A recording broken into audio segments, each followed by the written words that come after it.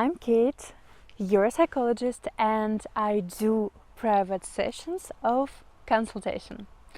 I know how to help you and I'm ready to listen to you. Go to my Facebook at the link below and sign up for consultation. And now, I'd like to tell you about sexual shaming.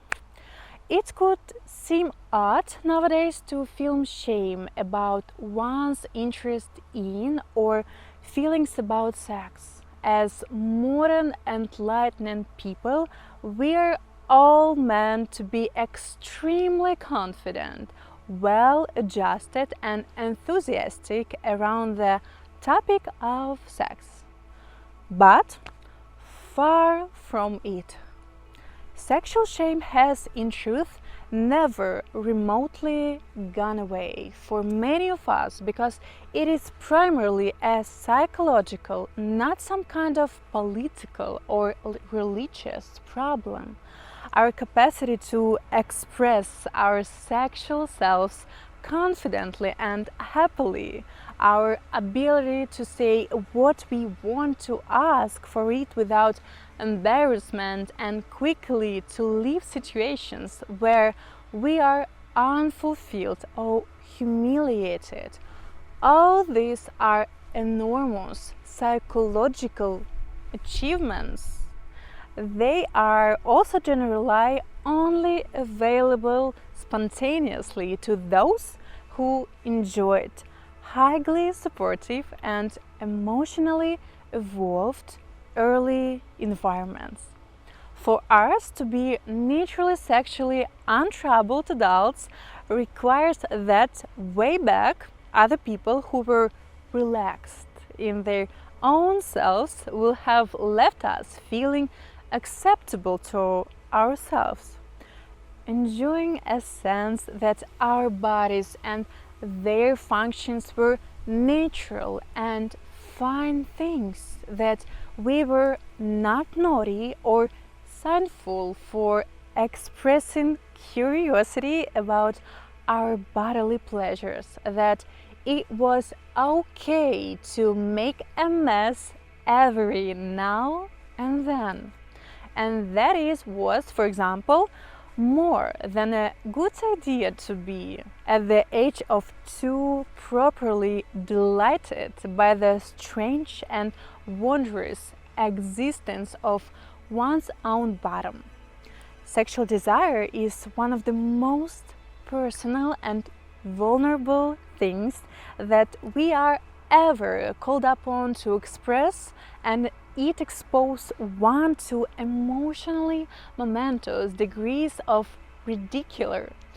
As bullies of all kinds have always known, if you want to destroy someone fast, shame them around their sexuality, they'll never have the self-confidence to challenge you again.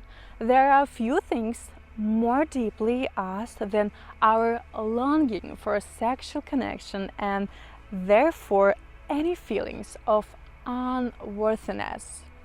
Any words about how nice we are, how deserving we may be, or how legitimate it is that we exist, have a sure habit of cropping up in the bedroom and of destroying our ability to be straightforward and unconflicted sexual beings. To generalize crudely, if there is any danger of us feeling bad about ourselves, we're going by some kind of psychological inevitability to feel bad about ourselves and sex.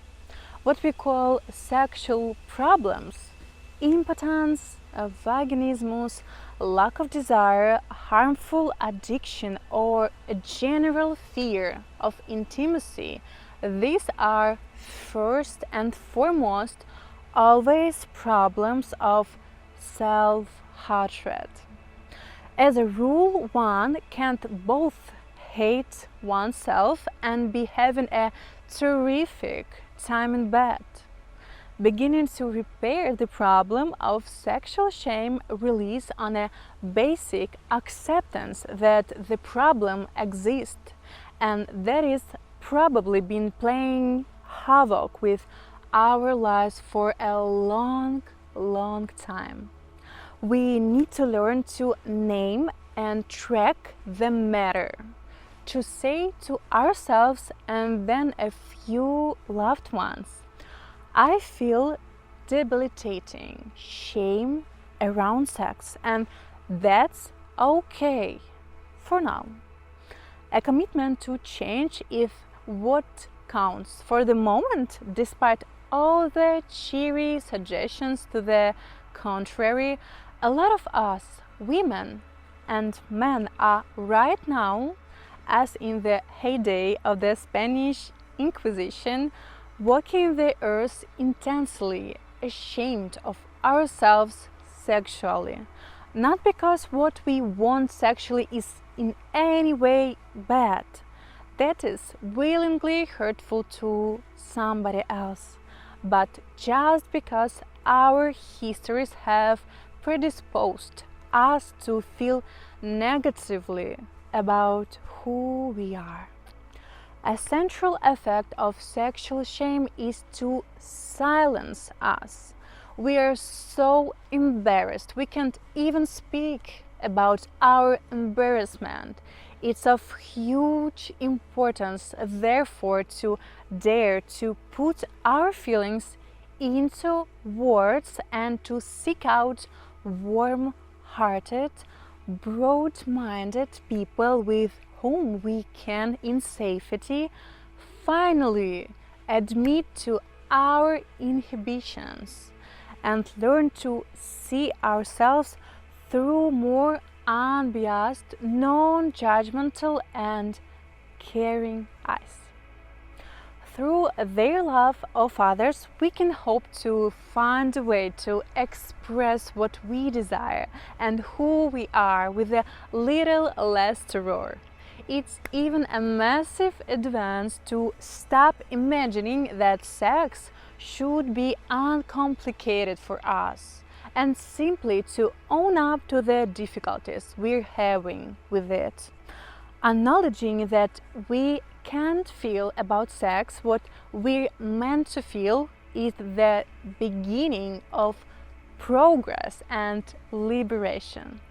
To take a measure of how much shame we might be carrying within us, we might along the way ask ourselves a few poignant questions to which we might not have such pleasant answers. How do you feel about your own body? How sorry do you have to feel for a person who's having sex with you? Could someone know you sexually, properly know you and still like you? We, the ashamed ones, deserve to rediscover sex not as a zone of permanent guilt and fear, but as an intensely full feeling, essentially innocent and in the profound sense fun pastime. Something we truly deserve to enjoy in the same way that despite early intimations to the contrary, we truly deserve to exist. I hope you found this video helpful and insightful. If you did, please give it thumbs up and consider subscribing to my channel for more videos.